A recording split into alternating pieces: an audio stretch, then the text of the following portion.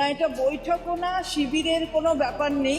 এখানে যদি আমি বিধানসভায় এসেছি, আমার কতগুলো যে নথিপত্র দিতে হবে, আমাকে তো একটা ঘরে বসতে হবে। সেই ঘরটা নিশ্চয়ই সরকার পক্ষের ঘরে গিয়ে বসবো না, বিরোধী পক্ষের ঘরে গিয়েই বসবো। আমি কালের নিয়মে চলতে হয় সকলকে, অন্য পথে যেতে হয় সেটা বলতে।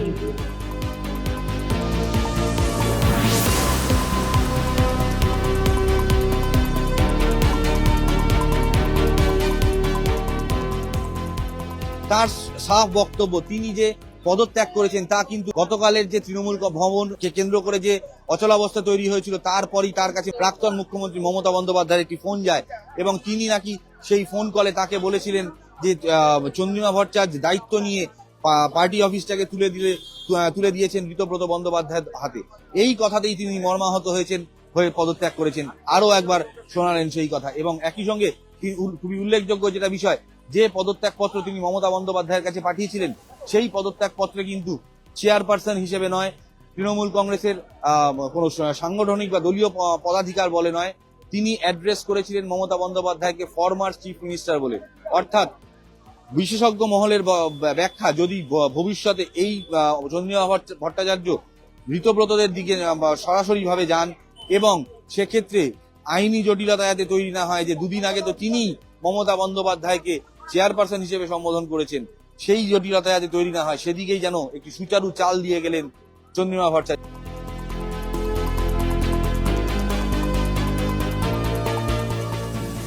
না, এটা বৈঠকও না, শিবিরের কোনো ব্যাপার নেই। এখানে যদি আমি বিধানসভায় এসেছি, আমার কতগুলো যে নথিপত্র দিতে হবে আমাদের, যা এখানে পেনশনের জন্য, তো সেই জায়গায় যদি আমায় সেই নথিগুলো নিতে হয় কিংবা কি আমায় দিতে হবে সেটা জানতে হয়, আমাকে তো একটা ঘরে বসতে হবে। সেই ঘরটা নিশ্চয়ই সরকার পক্ষের ঘরে গিয়ে বসবো না, বিরোধী পক্ষের ঘরে গিয়েই বসবো। আমি তাই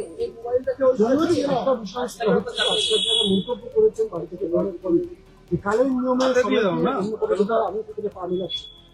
আজকে কি আমরা ধরে নিতে পারি ঋতব্রত বন্দ্যোপাধ্যায়? না, আমি কালের নিয়মে চলতে হয় সকলকে, অন্য পথে যেতে হয় সেটা বলি। কালের নিয়মে যেখানে নিয়ে যায় পথ সেখানে যেতে হয়। কালের যাত্রার ধ্বনি শুনিতে কি পাও, তারই রথ নিত্যই উঠাও। সুতরাং সেটা আমাদের মনে রাখতে হবে। সেটা যেখানে যেদিকে নিয়ে যাবে সময় বলে দেবে। আপনারাও দেখবেন, সবাই দেখবে, আমিও দেখবো, আমাকেও কাল কোথায় নিয়ে যাবে। আপনি গতকালের ঘটনার প্রসঙ্গ তুলেছেন, আপনি মর্মাহত সে কথাও বলেছেন, কিন্তু তারা অভিযোগ করছেন যে আপনি কেন তাদের বাধা দিলেন। আমি কাকে বাধা দেবো? আমার কাছে আসেইনি তো, ওরা আমার কাছে আসেইনি। আমার কাছে ঢুকলে তবে তো বাধা দেবো যে এই ঘরে ঢুকো না।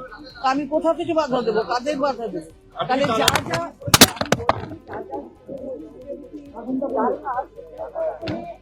রাখা থাকে, দলের পক্ষ থেকে রাখা থাকে, তাহলে তাদের বাধা দিলে তো তারাই দিবে। আমার ঘরেই তো ওরা ঢুকেনি, কেউ ঢোকেনি। বলছেন যে আপনার যে মান অভিমান মমতা বন্দ্যোপাধ্যায়ের কথায় যে আপনার মূল্যপূর্ণ হয়েছে, এই বিষয়গুলো আগে হতো না, কারণ আগে আপনার কাছে প্রচুর দপ্তর ছিল, আপনি বড় মন্ত্রিত্ব ছিলেন, সেই সময় আপনার ছিল, তখন আপনি আমি আবারও বলছি যে আমার নিশ্চয়ই লোকে দেখেছে যে আমার অনেক ক্ষমতা আছে, আমার অনেকগুলো দপ্তর, কিন্তু সেই দপ্তরে আমার নিজস্ব মতামত নিয়ে আমার দপ্তর কতটা চালাবার ক্ষমতা ছিল সেটা নিশ্চয়ই আমাদের শ্রদ্ধা মমতা ব্যানার্জি তিনি নিজেও জানেন, এবং এটা আমার বলার দরকার নেই। কুণাল বাবু কি বলছেন সেটা নিয়ে আমার মতামত প্রকাশের কোনো জায়গা নেই। চন্দ্রিমা ভট্টাচার্যকে দেখা গিয়েছে তৃণমূল কংগ্রেসের ঋতব্রতপন্থী যে নেতা তাদের সঙ্গে বসে বিরোধী দলের ঘরে বসে বৈঠক করছেন। এই প্রসঙ্গে যখন তার কাছে ব্যাখ্যা চাওয়া হয় তখন তিনি জানান তিনি তো আর সরকার দলের প্রতিনিধি নন যে তিনি সরকারি ঘরে গিয়ে বসবেন। তাই জন্যই যেহেতু তিনি বিরোধী দলের একজন প্রতিনিধি, তিনি একজন প্রাক্তন বিধায়ক এবং তিনি যে দল করেন সেই দলকে বিরোধী দলের ভূমিকায় বসিয়েছে রাজ্যের জনগণ, সেই কারণেই তিনি একদম টেকনিক্যালি কারেক্ট হিসেবেই বিরোধী দলের ঘরে বসেছেন এবং কথা বলেছেন। যদিও তিনি তার কথায় কিন্তু শব্দের মারপ্যাচ দিয়ে খোলসা করলেন না কালীঘাট তৃণমূলের পদত্যাগ করেছেন নাকি দলত্যাগ করে তিনি নাম লেখাতে চলেছেন ঋতব্রত গোষ্ঠীর দিকে। যদিও বিশেষজ্ঞদের বক্তব্য, ছেলের মতন চন্দ্রিমাও আর কয়েক ঘন্টার মধ্যে, কিছুক্ষণের মধ্যে হয়তো সরকারিভাবে যোগদান দেবেন ঋতব্রতদের দিকে, যার প্রাথমিক পদক্ষেপ ছিল আজ বিধানসভায় এসে বিরোধী দলের ঘরে বসে বৈঠক করা। ওনার এই সিদ্ধান্তকে স্বাগত জানাই। যেই দমবন্ধ পরিবেশ কালীঘাটে চলছে সেখানে বেশি দিন কেউ থাকতে পারবে না। চন্দ্রিমাদির মুখেই শুনলাম যে তার আনুগত্য নিয়ে নাকি প্রশ্ন তুলেছেন মমতা বন্দ্যোপাধ্যায়। আজকে যারা তার সাথে দীর্ঘদিন থেকেছে উনি যেই ধারায় দলটাকে চালাবার চেষ্টা করেছেন যে তিনি যেটা বলবেন সেটাই প্রথম সেটাই শেষ। আজকে কেউ যদি কোনো সুযোগ না পায় কোথাও কোনো প্রশ্ন করার, গণতান্ত্রিকভাবে দলটাকে এগিয়ে নিয়ে যাওয়া, সেখানে তো দমবন্ধ পরিবেশ তৈরি হবেই। এবং তিনি সেই দমবন্ধ পরিবেশের মধ্যে মমতাদির সাথে থেকে গেছিলেন বেশ কিছুদিন, কিন্তু তার আনুগত্য নিয়ে আজকে প্রশ্ন। সেটা হয়তো কোথাও গিয়ে তার বিবেকে লেগেছে। তিনি মনে করেছেন যে আমাদের এখানে অনেক বেশি গণতান্ত্রিক পদ্ধতিতে আমরা দলটাকে চালাতে চাইছি, এগিয়ে নিয়ে যেতে চাইছি। সেই কারণেই তার এই সিদ্ধান্ত আমার মনে হয়। কিন্তু যেই সিদ্ধান্ত নিয়েছেন তাকে স্বাগত জানাই। তিনি সিনিয়র লিডার, তিনি আমাদের সাথে আজকে এখানে এসছেন এবং তার যে অভিজ্ঞতা সেই অভিজ্ঞতা আমাদের আগামী দিন পথ চলার জন্য কাজে আসবে। তারা কে কোথায় থাকবেন, কে কোথায় যাবেন, এটা একান্তই তাদের ব্যক্তিগত ব্যাপার। বিশ্বাসঘাতকতা, মানুষের প্রতি অসম্মান, এইভাবে তারা দিনযাপন করেছেন। এর বাকি কে কোথায় কার সঙ্গে যাবেন বা কার হাত ছাড়বেন বা কে কার হাত ধরবেন, এগুলো একান্তই তৃণমূলীয় সংস্কৃতি। আমরা বিস্মিত হচ্ছি, আমাদের দেখা ছাড়া তো কাজ নেই। তবে এ ধরনের আচরণে পশ্চিমবঙ্গের যে রাজনৈতিক শোভনীয়তা সেটা না কোথাও একটা নষ্ট হচ্ছে। যেটাই হোক, আমরা কোনো যদি একটা স্থিরতার জায়গায় আসেন তবে এভাবে দেখতে খারাপ হবেন, মানে খারাপ লাগবে না, আর এই ধরনের বারবার আলোচনা উঠেও আসবে না। কিন্তু একাধিক বাজেট পেশ করেছেন, একটা দুটোতে বাজেট পেশ করেননি, তখন ছেড়ে দিতে পারতো। ও ক্ষমতা হস্তান্তর হওয়ার পরে মনে পড়ছে কথাগুলো, না? বা তাকে ফাংশনিং করতে দিত না, তিনি নাম কাওয়াস্তে মন্ত্রী ছিলেন, এসবগুলো এখন মনে পড়ছে ফায়দা নেওয়ার জন্য। তবে একটা কথা বলবো, বাংলার মানুষ দেখছে যে একটা জায়গা শেষ করেছে আর একটা জায়গা শেষ করে দিয়েছে। বাংলার মানুষকে 15 বছর পিছিয়েছে, সরকারি কর্মচারীদের ডিএটা মেরেছে তো এরাই। যদি কেউ মনে করেন যে বিশ্বাসঘাতক শিবিরে কেউ তাদের সঙ্গে যোগাযোগ রাখবেন, নাম লেখাবেন, আমি সকলকে বিশ্বাসঘাতক বলছি না। 7-8 জন যারা অর্গানাইজ করছেন গোটা বিষয়টা ব্যক্তি স্বার্থে, বাকিদের নানা চাপ সব দেওয়া হচ্ছে। তো সেখানে যদি আরেকজন কেউ গেছেন, জনগণের সঙ্গে এদের কোনো সম্পর্ক নেই। বাংলার রাজনীতি, বাংলার উন্নয়ন, বাংলার স্বার্থ, এগুলোর সঙ্গে এদের কোনো সম্পর্ক নেই। চন্দ্রিমা ভট্টাচার্য, তাকে আমরা সবাই পছন্দ করি এবং নিশ্চয়ই দিদি, আমি তো নিজেই ফোন করার চেষ্টা করেছিলাম, আমার ফোন ব্যস্ত ছিল, কৌতূহল প্রকাশ করতাম আর কি। যাই হোক, কিন্তু মমতা বন্দ্যোপাধ্যায় যখন মুখ্যমন্ত্রী ছিলেন তখন দীর্ঘতম যে মন্ত্রীর দপ্তরের তালিকা ছিল তার নাম চন্দ্রিমা ভট্টাচার্য। তখন কষ্ট হয়নি, তখন দুঃখ হয়নি, তখন অভিমান হয়নি যে আমি সবটা নিচ্ছি। এক নিঃশ্বাসে এক নিঃশ্বাসে উনি বলতে পারবেন না, উনি কতগুলো দপ্তরের দায়িত্বে ছিলেন। তো এখন আজকে মমতাদি ক্ষমতায় নেই, ওনাদের মনে হচ্ছে অন্যদিকে যাই। প্রথমে ওনার একজনকে পাঠিয়েছেন, গতকাল উনি বসে থাকাকালীন 15 মিনিট বাড়তি বসে থাকতে পারলেন না, আমরা সবাই পৌঁছে যেতাম।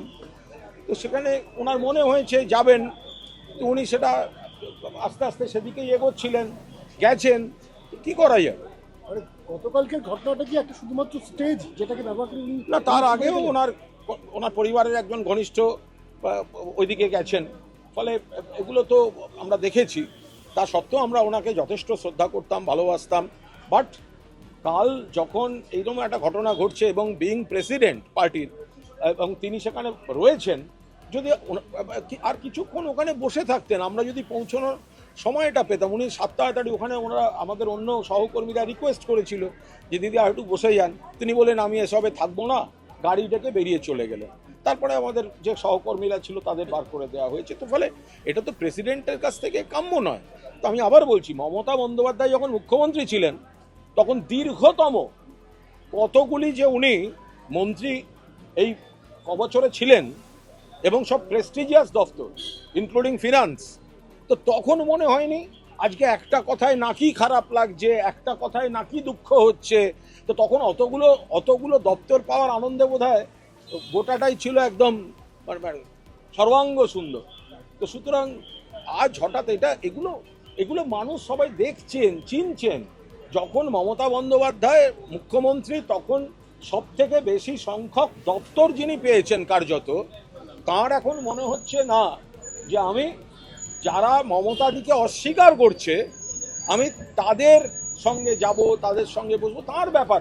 এর সঙ্গে তৃণমূল কংগ্রেস পরিবার, তৃণমূল কংগ্রেসের কর্মীদের কোনো সম্পর্ক নেই। এবার দেখার আগামী দিনে ঋতব্রতপন্থী যে তৃণমূল কংগ্রেস তাদের কর্মসূচিতে যোগ দেন কিনা, কিভাবে তার ভূমিকা পালন করেন। এবং আরো একটি যে উল্লেখযোগ্য বিষয় আপনাদের মনে করিয়ে দেবো, সেটা হচ্ছে ইলেকশন কমিশন অফ ইন্ডিয়া অর্থাৎ জাতীয় নির্বাচন কমিশনের তরফ থেকে কিন্তু তৃণমূল কংগ্রেসের ঋতব্রতপন্থী যারা গিয়ে দলের লোগো, দলের নাম ব্যবহার করার অনুমতি দাবি করে এসেছেন, সেই যে চিঠি পাঠানো হয়েছিল দুই শিবিরেই, তার মাঝেই কিন্তু আরেকটি বড় আপডেট যে এতদিন পর্যন্ত কিন্তু তৃণমূল কংগ্রেসের কন্ট্যাক্ট পার্সন ইসিআই এর কাছে ছিলেন চন্দ্রিমা ভট্টাচার্য। অর্থাৎ যদি নির্বাচন কমিশনের তৃণমূল কংগ্রেসের সঙ্গে কোনো বিষয়ে যোগাযোগ করার থাকতো, ফোনে কথা বলার থাকতো, তাহলে কিন্তু কমিশন বা কমিশনের যে প্রতিনিধি তারা ফোন করতেন সরাসরি চন্দ্রিমা ভট্টাচার্যকেও। চন্দ্রিমা ভট্টাচার্য কিন্তু যা দাবি করলেন যে নির্বাচন কমিশনকেও তিনি চিঠি দিয়ে তার এই পদত্যাগের কথা জানিয়ে দিয়েছেন। একই সঙ্গে বিভিন্ন যে ব্যাংকে তিনি সিগনেটারি ছিলেন সেখান থেকেও কিন্তু চিঠি দিয়ে জানিয়ে দিয়েছেন তাকে যেন আর সিগনেটারি হিসেবে রাখা না হয়, তার সই আর যেন গ্রাহ্য না হয়। চন্দ্রিমা ভট্টাচার্যের ভবিষ্যৎ কোন দিক হয়, বাংলার ভারতীয় রাজনীতির ভবিষ্যৎ কোন দিকে এগিয়ে চলে, এই সব খবর তুলে ধরবো আপনাদের কাছে। ততক্ষণ নজর রাখুন সংবাদপ্রতিদিন.in-এ। আপাতত ক্যামেরায় ব্রতিন কুন্ডুর সঙ্গে বিধানসভার সামনে থেকে সংবাদপ্রতিদিন.in-এর জন্য আমি সোমনাথ রায়।